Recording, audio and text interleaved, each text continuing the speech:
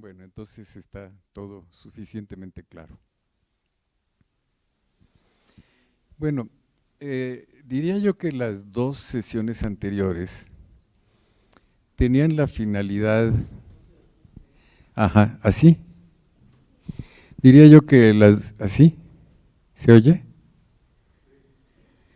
Que las dos sesiones anteriores tenían la finalidad de, digamos, hacernos entrar en materia. Y a partir de hoy, la materia se puede volver un poco más densa, pero sin embargo, pues la lingüística es así de densa y la clase de pensamientos que va uno desarrollando son pensamientos que no se le ocurren a uno de primera intención.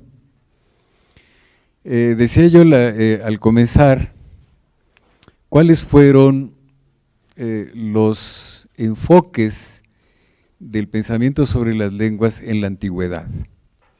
Y decía que uno de los enfoques, de los primeros, era de carácter mítico, religioso, en relación con la proveniencia de las lenguas, de si venían de Dios o si había habido una lengua primigenia que hubiera hablado Adán.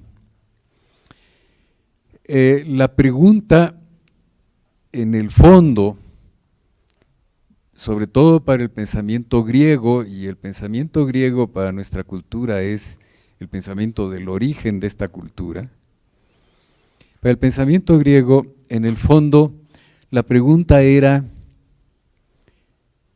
¿cómo es posible que podamos hablar de las cosas y nos entendamos o dejemos de entendernos? Esa era la cuestión. Sobre todo porque es la primera pregunta que se plantea una persona cuando empieza a considerar la lengua. Realmente a nadie le interesa la lengua como un instrumento curioso, unos sonidos que tienen ciertos rangos de frecuencia, etcétera. Eso nos interesa solamente a los lingüistas, pero a la mayor parte de la gente eso no le interesa. Lo que le interesa es cómo es posible que utilizando la lengua hablemos de la realidad. Y también cómo es posible que al hablar de la realidad nos equivoquemos o mintamos respecto de esa realidad. Es decir, que se nos presenta la realidad como algo que está allí, y respecto de esto que está allí, queremos que la lengua sea su mejor reflejo o su mejor representación.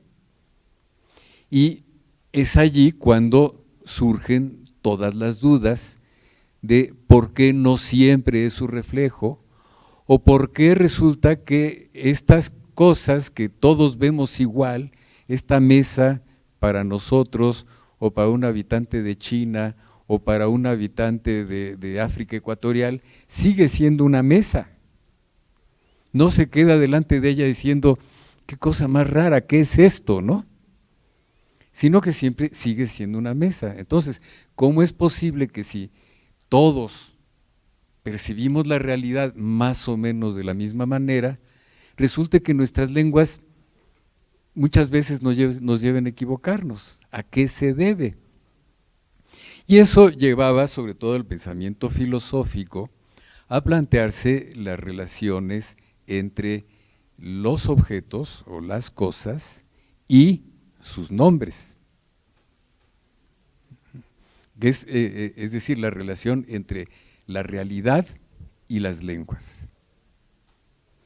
Bien, ¿cómo pensarlo? Había yo citado el Evangelio de San Juan y ahora traje el comienzo del texto que dice, en el principio existía la palabra y la palabra estaba junto a Dios y la palabra era Dios. Ella estaba en el principio junto a Dios. Todo se hizo por ella y sin ella no se hizo nada. Bien, es decir que esta palabra, el verbo, o Dios mismo, es el que hace las cosas. Pero también surge la sospecha de si las cosas están allí porque las nombramos. Es decir, si ha dependido de alguien el que las cosas lleven un nombre. ¿Y quién podría haber sido el que fijara esa relación? Pues al principio tendría que haber sido Dios o un Dios. En el caso del pensamiento griego filosófico más antiguo, Heráclito, que ya sabemos que es un filósofo que dejó una serie de fragmentos, y en cuanto fragmentos resultan de difícil interpretación, sostiene que el Dios es el logos, fíjense, el logos, el pensamiento, es quien tiene la virtud de significar las cosas de la realidad. Y para el habla humana es imposible llegar a esa significación dada por el logos si no es por revelación en el oráculo de Delfos. O sea, el Dios habla, el Dios establece las relaciones con la realidad y nosotros mismos no podemos alcanzar a entender esa relación si no es porque alguien nos la traduce, y en este caso es el oráculo de Delfos, ¿no? Las pitonisas. Ese es el pensamiento más antiguo de la filosofía griega. Luego, naturalmente, vienen otras ideas. Pero, repito, de lo que se trata es la relación entre la palabra y el ser de las cosas. Cuando hablo del ser, resulta que me estoy refiriendo a una entidad ontológica, ¿no? Es el ser mismo de las cosas, la esencia misma de las cosas. Para Parménides, en el siglo V antes de Cristo, solo lo verdadero se puede expresar, lo falso no. Pero se pregunta uno, ¿sí, de veras? De modo que cuando ellos hablaban y se equivocaban, ¿qué estaban haciendo? ¿Estaban haciendo una serie de ruidos ininteligibles? ¿O estaban hablando de las cosas solo que de otra manera?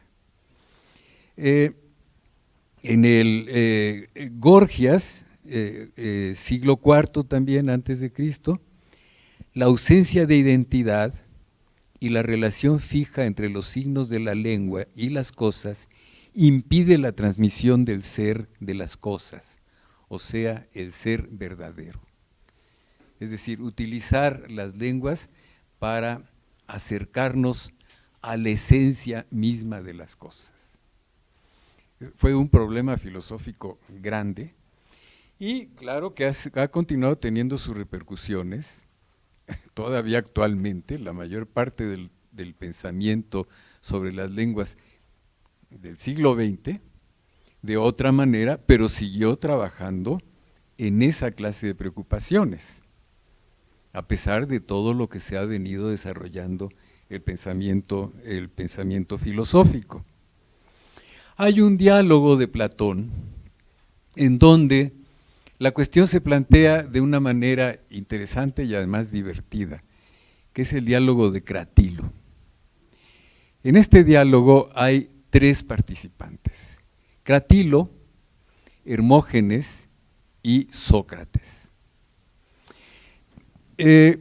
Cratilo se pregunta, bueno, las palabras deben tener alguna relación con el ser de las cosas, de modo que si yo quiero entender qué es el ser de una cosa, necesito conocer su palabra.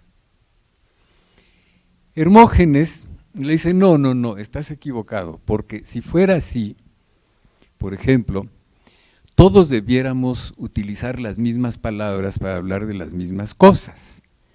Y la realidad, claro, para ellos no era tan evidente que había otras lenguas, y en otras lenguas las cosas se dicen de manera diferente. Simplemente piensen en las onomatopeyas. Nosotros decimos al canto del gallo kikiriki, los franceses dicen cocoricó, los angloparlantes dicen cacadoodle, ¿verdad? y son onomatopeyas, es decir, son imitaciones del canto del gallo de acuerdo con nuestros oídos. Pero estos oídos están ya mediados por las características de nuestra lengua. Decir para nosotros hispanohablantes cock-a-doodle-doo nos cuesta un poco más de trabajo que decir kikiriki. Y así podemos encontrar en muchas lenguas. Entonces Hermógenes le contesta a Cratilo, no, la relación entre el ser de las cosas y la palabra es una relación accidental. No hay una relación inmediata de carácter fijo entre las cosas. Sócrates, que al fin y al cabo es el inventor de la dialéctica, se empieza a divertir con ellos, y si ustedes tienen tiempo de leer el diálogo se van a divertir con Sócrates, porque Sócrates de pronto toma el punto de vista de Cratilo y de pronto toma el punto de vista de Hermógenes. O sea, de pronto defiende la idea de que hay una relación intrínseca entre el nombre de las cosas y las cosas, y de pronto toma la idea de que no hay tal relación. Y empieza a preguntar, bueno, a lo mejor lo que pasa es que fueron realmente los dioses los que instauraron los nombres de las cosas. Y entonces vendría la pregunta, sí, pero ahora, ¿por qué no son los mismos? ¿Por qué no lo sabemos? Y Sócrates dice, bueno, lo que pasa es que ya se nos olvidaron, ¿no? Esto sucedió en época antiquísima, ya lo olvidamos. Dice, pero también se podría pensar que hay unos legisladores de los nombres, y que son estos legisladores los que definen la relación entre la palabra y la cosa. De modo que si queremos averiguarlo, tenemos que ir a consultar a estos legisladores. De modo que tenemos tres posibilidades. La posición de Cratilo, que dice, los nombres de las cosas tienen una relación esencial con las cosas mismas, que podríamos decir que es la tesis de la participación del signo en la cosa, y el nombre griego era Physei, ese no lo puse aquí, P-H-Y-S-E-I, o que no hay tal participación, sino que es una relación accidental, podría ser arbitraria, podría ser convencional, y entonces la teoría de Hermógenes es la de la Tesei, T-H-E-S-E-I. La tercera es la otra que propone Sócrates, la existencia de unos legisladores, y es la tesis del nomos, y ya sabemos que nomos quiere decir ley. Fíjense, cuando la gente dice que las academias son las que definen los significados de las cosas y que hay que atenerse a lo que dicen, están pensando que las academias son los legisladores, la ley. O sea, no es un pensamiento tan antiguo como el siglo IV o el siglo V antes de Cristo, sino que es un pensamiento que todavía se le ocurre a mucha gente. Entonces tenemos esas tres posibilidades, una Physei, una Tesei y un nomos. Esta tesis de la participación es la que diría que en el nombre de la cosa está la cosa misma. Y esto es lo que se nos presenta en el pensamiento mágico. ¿Por qué la gente elude a hablar del diablo? Porque pronunciar la palabra diablo es lo mismo que traerlo, que atraerlo. Por lo tanto, esto da lugar a la magia, a los hechizos y en muchos momentos al pensamiento de los niños. Hay un ejemplo en que le dicen a un niño, oye, el sol se llama sol, sí, y la luna se llama luna, sí, pero no podríamos cambiar y decirle al sol luna y a la luna sol. El niño se queda bastante desconcertado y busca explicaciones. Dice, no, eso es imposible. ¿Por qué? Pues porque el sol brilla de día y la luna brilla de noche. Y le puede uno seguir diciendo, bueno, está bien, le llamas luna a lo que brilla de día. Y el niño dice, no, no, no, eso no se puede, eso es imposible, ¿no? Y lo mismo, hay un relato muy bonito, ahora no recuerdo el nombre del libro, publicado por el Fondo de Cultura Económica hace muchos años, a propósito de la adquisición de la escritura entre los niños. Relata el caso de un niño, me parece que era africano. El hermano mayor va a la escuela y regresa el hermano mayor de la escuela, ya le están enseñando a escribir. Entonces el hermano mayor vuelve a su casa y en un papel le escribe al niño el nombre del niño. El niño se queda admirado y a partir de ese momento considera que eso que está en el papel es él mismo. Y no quiere que nadie vaya a tocar el papel ni se lo vayan a borrar porque lo van a borrar a él. Que es una concepción de participación. Pero por el otro lado, y sobre todo humanos modernos como somos nosotros, sabemos muy bien que no hay tal participación. Repito, hay participación en la magia, pero no vivimos en medio de la magia, sino que la relación entre los nombres de las cosas y las cosas es una relación accidental. Ahora exploremos esta accidentalidad. Primero, de todas maneras sí se establece alguna relación. La palabra mesa sigue nombrando a la mesa y aunque yo quisiera de pronto llamarla sillón, no iba yo a tener éxito, ¿no? Es decir, incluso aquí todos podríamos ponernos de acuerdo en que a las mesas las llamáramos sillón, saliéramos de aquí comprometidos a llamarlas sillón y nadie nos iba a hacer caso. Siempre nos dirían, no, no se puede. ¿Recuerdan el cuento de Alicia en el País de las Maravillas?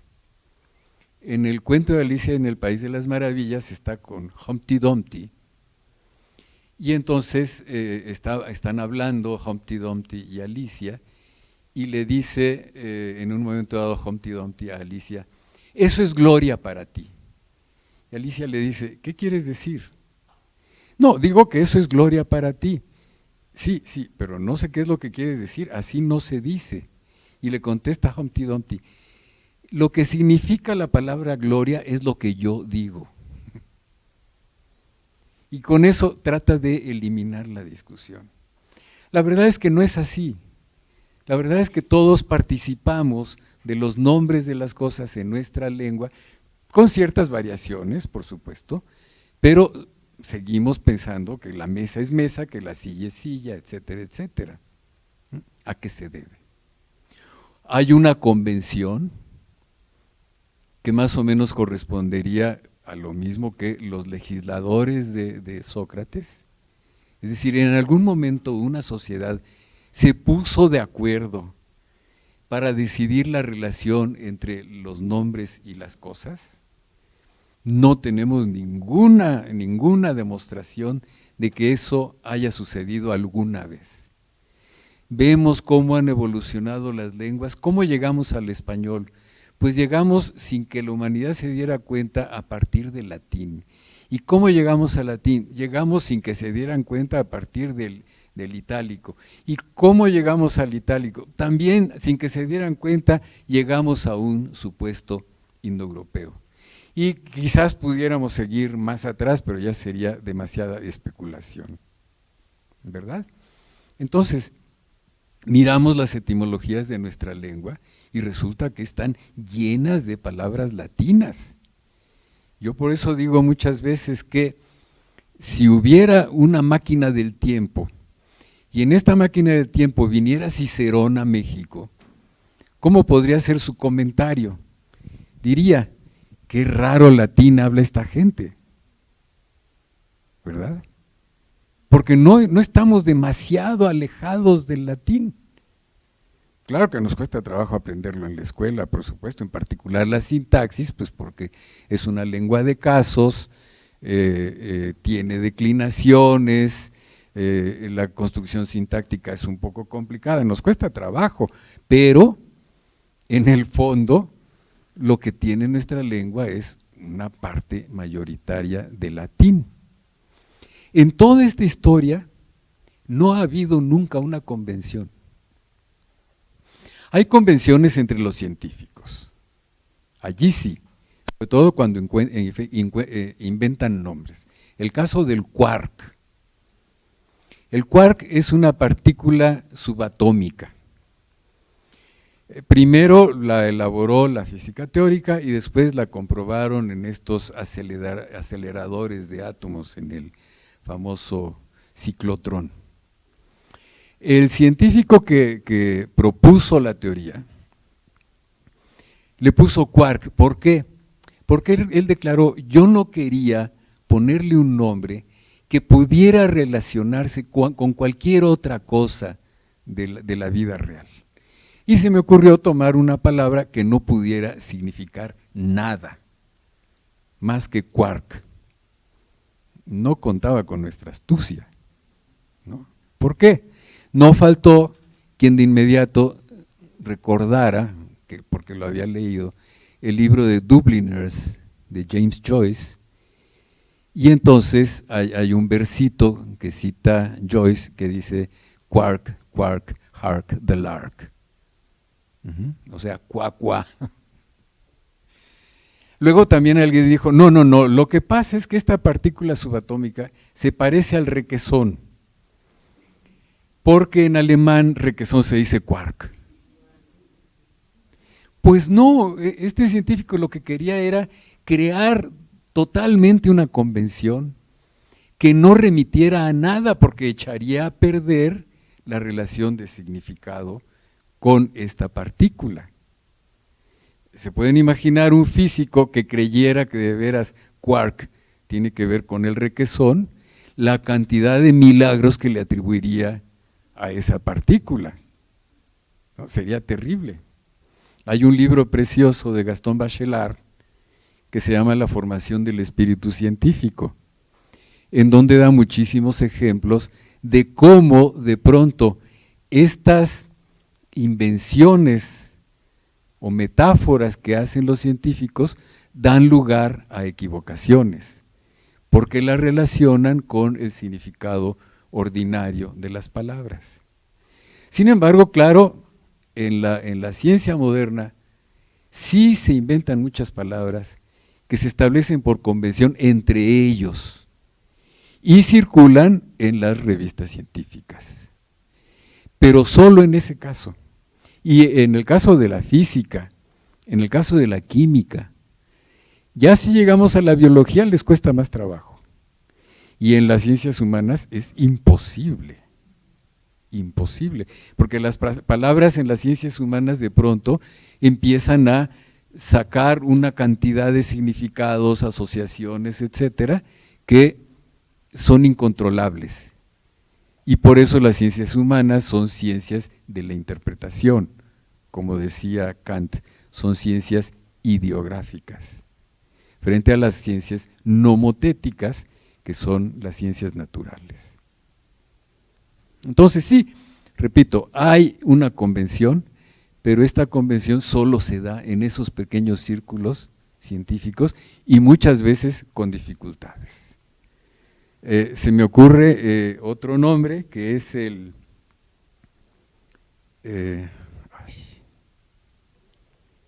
fulereno. Los fulerenos son partículas inventadas por los químicos que consisten en relaciones entre varios átomos tales que construyen una especie de balón de fútbol, la estructura de un balón de fútbol. Bien, ¿por qué se llaman fulerenos? El físico que los inventó, son importantísimos ahora en la nanotecnología.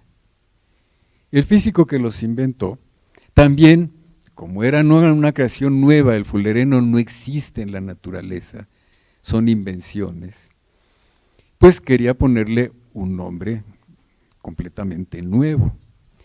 Y se había fijado en unas construcciones que hacía un famoso arquitecto que se llamaba Buckminster Fuller. Al principio este físico le llamaba pelotitas, pero las pelotitas de inmediato echan a andar la imaginación. Entonces decidió ponerle, después de Buckminster Fuller, pues fullerenos. Son estas estructuras geodésicas, repito, la del balón de fútbol o la de la carpa geodésica que está aquí en San Ángel, ¿verdad? Son poliedros perfectamente bien armados. Entonces, esto es una convención, y ahora todos los químicos hablan de fullerenos tranquilamente, y la mayor parte de ellos ya no saben por qué se llaman así, pero eso realmente no es importante. Bien, repito, solo en esos casos hay convención. En cambio, en la TCI, que dice que es accidental, lo que tenemos que considerar es que la relación es arbitraria. No es que sea convencional, sino que es arbitraria. Es decir, no hay ninguna relación de participación entre el nombre y la cosa, sino que esa relación es completamente arbitraria. Arbitraria, ahorita veremos que también tiene sus asegúnes. Alguna vez me enteré que en mixteco, cuando hablan de aviones, pues hay una palabra para hablar del avión, pero siempre se le agrega una partícula que, diría uno, quiere decir de madera. Entonces uno dice, pero ¿cómo van a creer los mixtecos que los aviones son de madera? Pues no, porque esa partícula lo que quiere decir en el fondo es que es objeto hecho por los seres humanos. Y entonces, claro, los aviones son cosas hechas por los seres humanos, ¿no? De modo que, si es arbitrario, es arbitrario que los mixtecos le hayan puesto esa partícula, sí, pero tiene su sentido, tiene su sentido. Bien, entonces, esta arbitrariedad tampoco la tenemos a nuestra disposición. Yo, insisto, yo no puedo inventar una palabra porque se me antoja y esperar que el resto de la sociedad la acepte. Se dan casos. Piensen, por ejemplo, en chanfle. Chanfle quería decir una manera de pegarle al balón de fútbol. Pero llegó un cómico, Chespirito, y empezó a utilizar la palabra chanfle como una interjección. Y tuvo mucho éxito. Chespirito logró instaurar una palabra para, como una interjección. O piensen cuando Cantinflas le decía a su novia, mi detalle. Entonces, detalle no quiere decir novia, pero a partir del uso de Cantinflas resultaba que en ciertos contextos uno entendía novia. ¿Qué es lo que sucede entonces en esta arbitrariedad de base? Sucede que en la historia de las lenguas, esta arbitrariedad de base se traduce en una historicidad de la lengua. Y es la historicidad la que fija los significados y a la vez la que está constantemente permitiendo que se transformen, que se modifiquen. De modo que no es de extrañar que de pronto lo que se decía hace un siglo haya comenzado a significar otra cosa un siglo después. Yo recuerdo cuando nuestra hija empezó a ir a centros nocturnos, que era adolescente, un día llegó y nos dijo, me voy a un antro. Para mí antro significaba una cueva oscura, peligrosa, etcétera, ¿no? Pero resulta que ya para estos adolescentes un antro pues, es un centro nocturno. Mi primera reacción, claro que le entendí, pero me quería burlar de ella. Le dije, oye, no, no vas. Ese es un lugar muy peligroso, imagínate allí, quizás en medio de la tierra, oscuro, etcétera. No, no vas. ¿Por qué? Porque el significado de antro, para mí, primeramente quería decir eso. Ahora, claro, tengo que reconocer que también se llama antro a los centros nocturnos. Y es lo que nos pasa siempre a lo largo de nuestra vida. Si ustedes leen una novela como la de Eladia González, que se llama ¿Quién como Dios? Es una novela en donde tiene muchísimo vocabulario de mediados del siglo XIX. Ese vocabulario en muchos casos nos sorprende, ya no sabemos qué quería decir, pero en otros nos recuerda a nuestros abuelos. Son palabras que oímos en nuestra casa que nosotros ya usamos. Esa es la historicidad. De modo que a lo que uno llega es a que desecha la idea de la participación, de la tesei, de la fisei, aunque nos sirve para entender cómo funciona la magia, desecha la idea sencilla de la convención, aunque reconocemos que hay convención entre los científicos, y toma en cuenta la idea de la arbitrariedad mediada por la historicidad. Bien. Como era lógico, bajo esta idea, en el momento en que los filósofos griegos están observando su lengua, habíamos dicho el primer día, la están observando indirectamente, no tienen una observación directa como hoy nos enseña la ciencia de la lingüística, la están observando indirectamente. ¿Qué es lo que les interesa de su lengua? Pues naturalmente aquellas palabras que tienen un significado reconocible, ante todo sustantivos, pero también verbos, porque los verbos son nombres de acciones. Y entonces el origen de la gramática griega es un origen semántico. No es un origen formal como hoy piensan muchos lingüistas, sino que es un origen semántico. Lo que les interesa no es la peculiaridad del griego. Lo que les interesa es cómo las palabras del griego sirven para relacionar con la realidad. Y entonces, ¿cuáles son las importantes para ellas? Pues todas las que son llenas, sustantivos, adjetivos, verbos, adverbios, ¿no? Lo que llamaban los categoremata. Categoremas, categoremata. Y todas las palabras que sirven para hacer la construcción sintáctica, pero que en sí no refieren a ninguna cosa de la realidad. Una preposición, una conjunción. Las llaman sin categoremata. O sea, que son las que unen en un momento dado los categoremas. Esta gramática griega, entonces, es una gramática del orden filosófico, que se conservó también para los latinos. Uno de los gramáticos latinos, Dionisio de Tracia, griego, pero que llegó a Roma, Dionisio de Tracia, entre el 170 y el 90 antes de Cristo, es un griego que llega a Roma con su gramática y la aplica al latín. Es decir, hace que el latín se ajuste a sus categoremata griegos.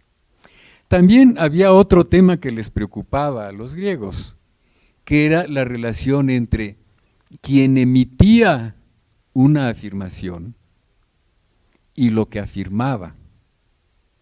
Y entonces tenemos la aparición de las categorías de sujeto y objeto. repito, son todos estos elementos de construcción de la gramática, pero son elementos de construcción de carácter semántico, porque lo que quieren es saber qué quieren decir. Esta gramática de Dionisio de Tracia luego fue pasando por los romanos, llegó a los españoles, y todavía es la gramática que nos enseñan en las escuelas.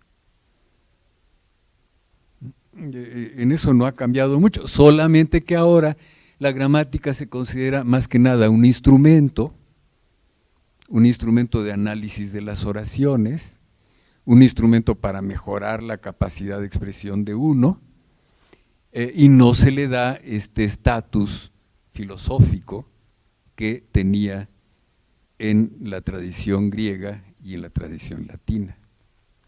Lo mismo, si uno piensa en Dante.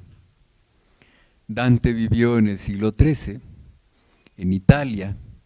Ya en Italia para el siglo XIII, como en Francia, como en España, como en Rumanía, el latín había evolucionado y había dado lugar a variación en las maneras de hablar latín. No sé si han leído ustedes una novela muy interesante de Umberto Eco que se llama… Ay, siempre me está pasando eso. El nombre de la rosa. En El nombre de la rosa hay un personaje que resulta que cuando habla no está hablando ni italiano, ni español, ni francés, sino que está mezclándolos todos. Es decir, que se podía uno entender. Y si pensamos también en los trovadores, que también vivieron entre el siglo XI y el siglo XIII, XIV, resulta que un trovador portugués podía ir caminando por todo Portugal, cruzar España, pasar por el sur de Francia, llegar al norte de Italia, cantando sus canciones portuguesas y le entendían. Y un trovador catalán escribía poemas catalanes y hacía lo mismo y le entendían. No solo eso, sino que influyeron a los trovadores alemanes, que hablaban alemán, y es el caso de los Minnesänger. Es decir, había un estado fluido de las lenguas en el occidente de Europa, en que todos más o menos se podían entender. Hoy en parte nos sucede lo mismo. Si un catalán nos habla despacio, más o menos le entendemos. Si un brasileño nos habla despacio, también. Si un siciliano nos habla despacio, también. No sé si habrán visto una serie muy divertida del detective Montalbano, es una serie italiana, y cuando uno lo oye hablar italiano, dice uno, ¿cómo se parece al español? Bien, entonces, resulta que Dante, que se da cuenta de la multitud de dialectos latinos que ya había en su época, él, por supuesto, escribía en latín. También se da cuenta de que había un latín clásico que para él era toda la enseñanza que se pudiera pensar en su época y que quería conservar. Y decide que ese latín clásico se ha podido conservar en las escuelas por su gramática, porque lo que uno aprendía era gramática. Y entonces dice, a los dialectos latinos hay que aplicarles esta gramática para asegurar que no cambien. De tal manera que introduce ahora la gramática ya no tanto como pensamiento a propósito de la relación entre las cosas y la realidad, tampoco en términos de mero instrumento, sino con un carácter normativo. Es decir, la gramática nos enseña cómo se debe hablar y escribir, que es lo que nos enseñaron a muchos en la escuela. De modo que la gramática, en la concepción que han tenido nuestras culturas, ha venido evolucionando. Ya en unas 3 o 4 clases le daré otra vuelta al asunto de la gramática. Bien, entonces,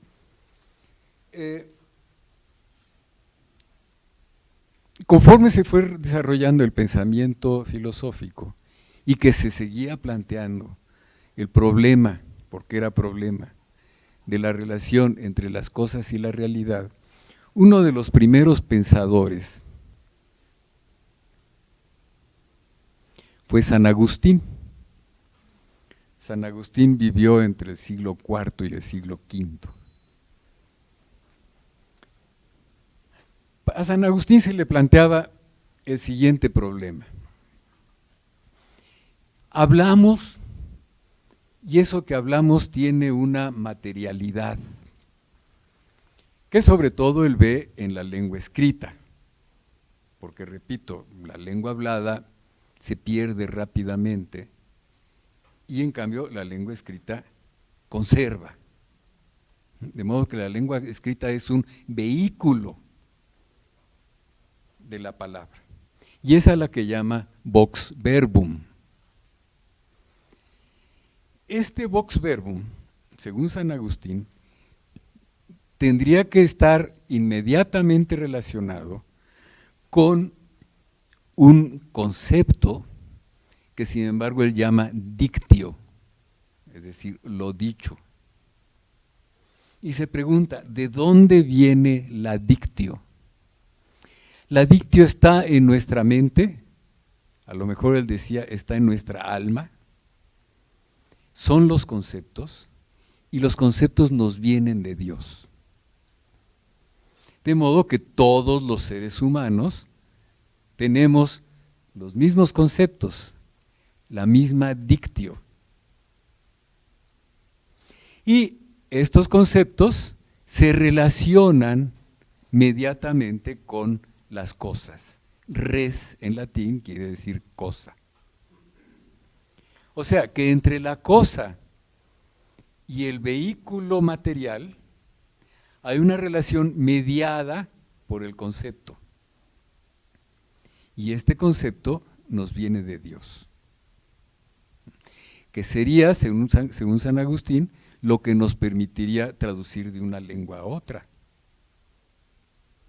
Porque necesitamos tener el mismo concepto para poder decir algo en una lengua y luego hacer otra versión en otra lengua. Por lo tanto, sería invariable.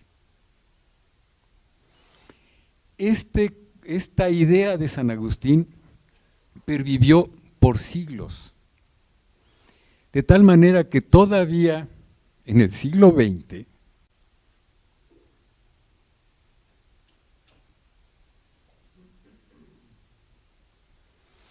un par de autores, uno de ellos psicólogo, no recuerdo si fue Ogden o Richards, renuevan la concepción agustiniana en términos más modernos y nos dicen, bueno, tenemos el símbolo, que es la vox verbum, es el vehículo material.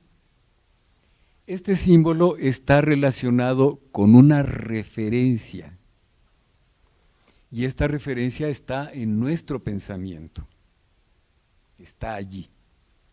De modo que la relación entre la referencia y el símbolo es una relación de simbolización, que se establece como correcta o incorrecta. Es una renovación del pensamiento de San Agustín, más moderno. El símbolo se relaciona con una referencia y esa referencia está en nuestro pensamiento. Es decir, a lo mejor yo me equivoco de pronto al decir la palabra árbol, pero en mi pensamiento seguro que tengo bien el concepto del árbol, ¿no? Y como decimos muchas veces, es que lo tengo en la punta de la lengua. Ajá. O sea, estamos seguros de que nuestro pensamiento está allí un concepto fijo que nos permite hablar. Por el otro lado, esa referencia tiene una relación con aquello a lo que refiere.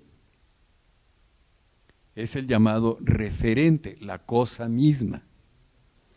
Y en esa referencia, es una relación referencial que solamente puede ser adecuada o inadecuada. O sea, que de la referencia al símbolo hay una relación que es correcta o incorrecta, y en cambio de la referencia al referente es una relación que puede ser adecuada o inadecuada. Al decir que puede ser adecuada o inadecuada, nos deja lugar para modificar ligeramente la relación y sin embargo seguir hablando de lo mismo. Si allí hubiera una relación de corrección, eso no sería posible. Esto es lo que en las universidades nos enseñan como el llamado triángulo de Ogden y Richards. Bien.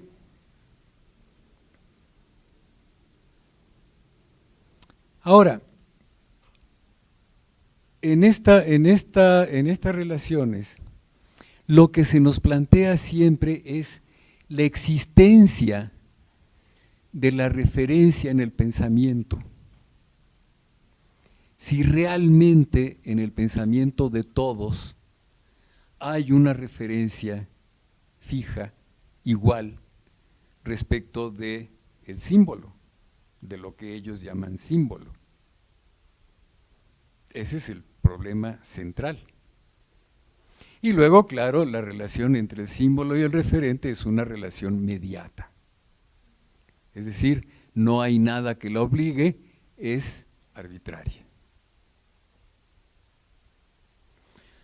Ahora, si la referencia fuera idéntica para todos los seres humanos, porque está en nuestro pensamiento, la idea de San Agustín, realmente no debíamos tener problemas de traducción, ¿no? Podríamos traducir de una lengua a otra con una fidelidad absoluta. Y yo no sé si aquí hay algún traductor o alguien que lo haya intentado. Resulta que al traducir nos damos cuenta de que no es posible lograr una traducción absolutamente fiel a la lengua de partida. Incluso se da otro fenómeno que en general mucha gente no se da cuenta de que existe. Si yo trato de traducir del inglés al español y hacer una traducción absolutamente fiel, lo que me va a suceder es que voy a forzar al español a parecerse al inglés. Y claro, el resultado va a ser deforme. Basta ver los subtítulos en las películas.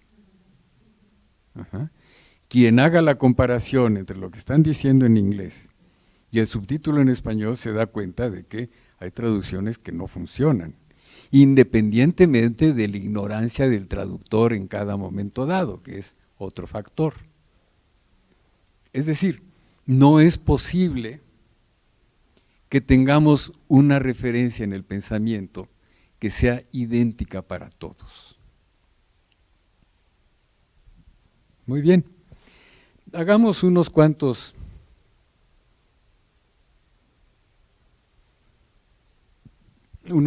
eso todavía, ahorita llego a eso. Unos cuantos ejercicios. Pensemos las diferencias entre la palabra amor y la palabra love en inglés. En inglés, love dice una fuerte afección por otra persona o por lazos familiares. Love for a child. En las películas constantemente, en inglés constantemente oímos love, ¿no? Un hombre le puede decir al otro I love you sin que se considere que tiene un amor homosexual, ¿verdad? Entre nosotros love, salvo en las telenovelas, casi no lo usamos, amor casi no lo usamos. usamos querer, quiero. Decimos te quiero. A lo mejor alguien le dice a su novia o a su mujer te amo, pero tal como yo la siento, la novia se moriría de risa y le decía, oye, háblame un poco, de una manera un poco más real, ¿no? Te quiero. En cambio en inglés, want quiere decir querer en un sentido material. Mientras que nuestro querer en español vale para las dos cosas. De tal manera que resulta que no tenemos un concepto idéntico entre los anglohablantes y los hispanohablantes acerca del amor. No lo tenemos que buscar otras soluciones. Pensemos también, bueno, ¿qué decimos en español? Amar a los niños, eso sí lo podemos decir. Amar el arte, amar la vida, pero en cambio quiero a mis amigos, su esposa lo quiere mucho, quiere a sus muñecas. ¿Aún han oído una niña de 10 años que diga amo a mis muñecas? Es difícil, ¿no? Bien, del mismo modo tenemos muchísimos otros casos en los cuales inglés y español varían. Y lo mismo podemos decir entre cualquier lengua. Repito, cada vez que ponemos en comparación dos lenguas diferentes, nos vamos a dar cuenta de que sus significados son distintos. Y por eso es equivocado esperar que haya una traducción absolutamente fiel, literal, de una lengua a la otra, porque los significados de las lenguas piden una realidad diferente, en donde tiene uno que encontrar cuál será la mejor fórmula. Y una buena traducción es aquella que hace un traductor que se da bien cuenta de esto. Llegamos ahora a la lingüística y resulta que a principios del siglo XX hubo un famoso lingüista suizo-francés que se llamó Ferdinand de Saussure. Ferdinand de Saussure había estudiado en Leipzig, se había formado en la lingüística histórica y la gramática comparada, pero enseñaba en Ginebra, enseñaba a sus alumnos una concepción de la palabra, y ahora voy a sustituir palabra por signo, que ponía en cuestión absolutamente todos los triángulos y ponía en cuestión la existencia de un concepto invariable, y en cambio señalaba que la relación entre el vehículo material, el sonido del habla o la escritura, y el significado eran consustanciales. Es decir, que uno no podía partir un signo entre el vehículo material, que llamaba significante, y lo dicho, lo significado, que llamaba significado. Dice, ¿por qué? Porque esta relación no se puede dividir. Hace una comparación. Si tomamos una hoja de papel, yo no puedo cortar la hoja de papel de tal manera que separe las dos caras. La destruyo. Entonces, en el caso del signo, tampoco puedo separar el significante del significado. Y si no los puedo separar, lo que quiere decir es que la relación, por supuesto que en principio es arbitraria, por supuesto que es de carácter histórico, pero esta relación es inmanente a cada lengua. Es decir, está definida por el juego de valores semánticos de cada lengua. Esto, que podemos llamar la teoría del signo de Saussure, es parte de los fundamentos de la lingüística moderna. Es decir, esta lingüística que estudiamos hoy, ahora, proviene fundamentalmente de esta teoría del signo saussuriana. Bien,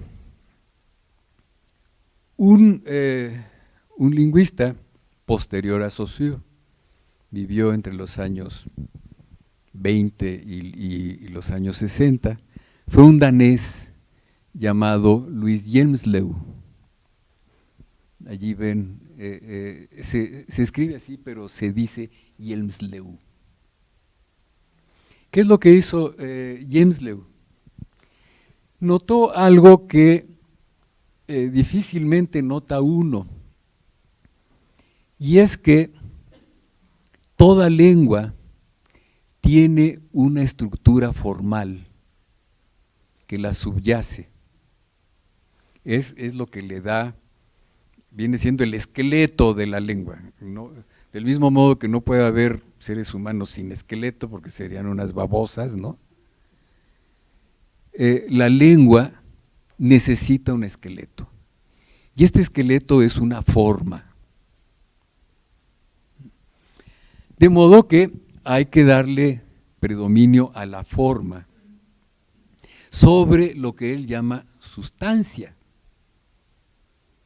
La relación forma y sustancia no es equivalente a la relación significante-significado, porque dentro del significante hay una forma y una sustancia, y dentro del significado hay una forma y una sustancia, que es lo que traté de hacer en este esquema. Cambia y dice, ya no voy a decir significado, voy a decir contenido, y ya no voy a decir significante, voy a decir expresión. De modo que tenemos una forma de la expresión, una sustancia de la expresión, una forma del contenido y una sustancia del contenido. Bien, pero ¿cómo se originan estas relaciones? Ese es el punto central del pensamiento saussureano en Hjelmslev. Se originan desde la forma. No se originan desde la sustancia. Es decir, hay una materia sonora que es el conjunto de ruidos que podemos hacer cuando hablamos, cualquier ruido que ustedes quieran, y esa materia sonora todavía no da lugar a signos, sino que da lugar a signo cuando la forma la selecciona. Pongamos este ejemplo, piensen en una gelatina. ¿Qué pasaría si hacen una gelatina sin molde? Pues es gelatina, pero queda absolutamente esparcida por alguna superficie, no adquiere ninguna forma, y en muchos casos hasta uno no le darán muchas ganas de comérsela, ¿no? Para poder reconocer una gelatina necesitamos que algo le dé forma. Entonces, para que de toda esta materia sonora que podemos producir, podamos sacar un vehículo material, necesitamos que haya una forma previa. Y esta forma previa nos la da la lengua misma. O sea, la lengua para Hjelmslev es ante todo forma. De modo que para poder llegar a reconocer la sustancia de la expresión mamá, necesitamos que haya habido antes una forma mamá. Y esta forma depende a su vez de la existencia de una forma del contenido, mamá, cuya sustancia del contenido será el significado mamá. Ya sé que es complicado. De modo que ustedes pueden imaginarse que hay una especie de cucharón, y con este cucharón, desde la forma, tomamos algo y recogemos materia sonora. Y entonces ya le damos forma. Y con el mismo cucharón, en ese amplio campo del sentido, tomamos algo del sentido y le damos forma. Y una vez que le hemos dado forma, hemos construido un signo. Ese es el pensamiento saussuriano y elmsleviano. Son 7:03.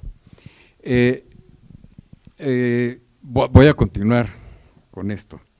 Y lo que va a suceder la vez próxima, yo había planeado agotar un tema en cada sesión. Pero ahora que estoy haciendo mi acordeón, me doy cuenta de que me puede llevar más tiempo pasar de sesión a sesión. Tengo tiempo, pero entonces la próxima sesión voy a seguir, esto ya lo adelanté, pero voy a seguir hablando de Piaget y la psicología a partir de esto. Bueno, ¿alguna pregunta? Tenemos tiempo hasta las 8:15. Sí. ¿Algo que nos recomienden leer que sea?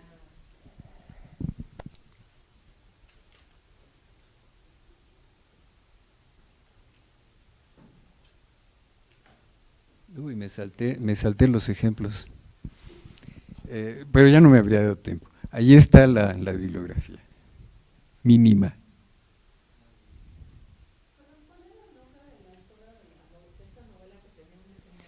Elodia González. Es muy, muy, muy interesante la novela. No es de premio Nobel, pero se deja leer muy bien. Se llama ¿Quién como Dios? Bueno, entonces, esta es una bibliografía mínima, por supuesto, si quieren leer a Saussure, está su curso de lingüística general. Y si quieren leer a Hjelmslev, su libro se llama Prolegómenos a una teoría del lenguaje. Los dos están traducidos al español. Pero estos dos míos les deben ayudar, sí. Usted nos habla de la historicidad de la lengua, que esta fija significados y a su vez no permite que se transformen. Mi pregunta es si para la lingüística o algún campo de conocimiento se evoca en estudiar los significados primarios que hay, porque si bien se pueden transformar, posiblemente haya una carga simbólica en el significado original. ¿Para la lingüística tiene algún valor la permanencia de este significado en la manera de construir la realidad? Sí, la cuestión allí es qué entendemos por original, ¿verdad? Más que original, que sería peligroso porque sería remitirnos a las etimologías y volver a caer en lo que criticaba Sócrates a propósito de cuál sería el primer origen de las palabras. Lo que tenemos que pensar es, como original, aquel significado que la mayor parte de la sociedad reconoce fácilmente.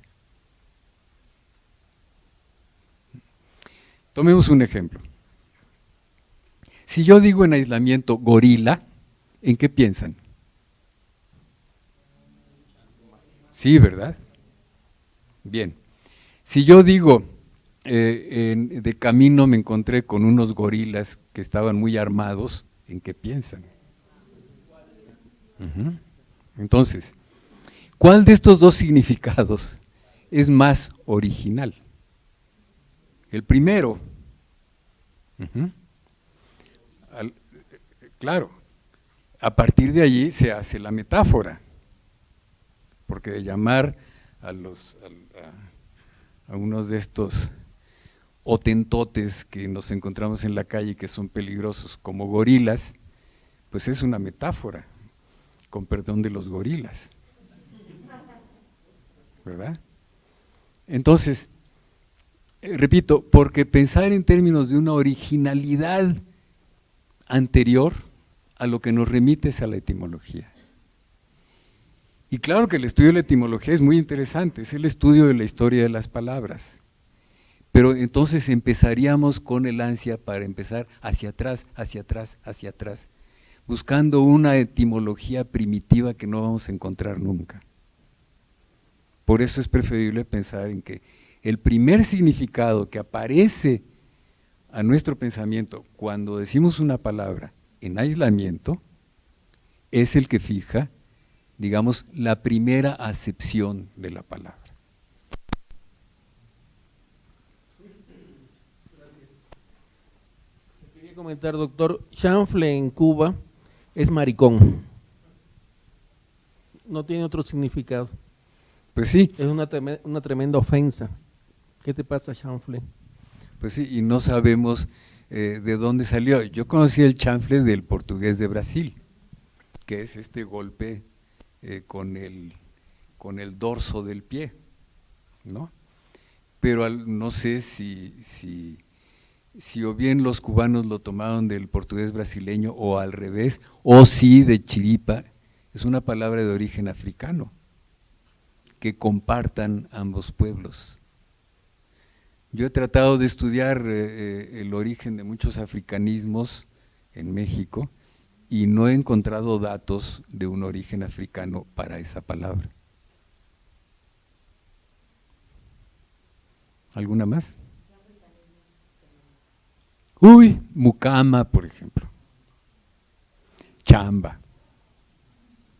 Y otra que casi consideran malamente que es característica de los mexicanos, chingar. Eso viene de una lengua africana. Y tenemos varios más. ¿Algo más? Marimba.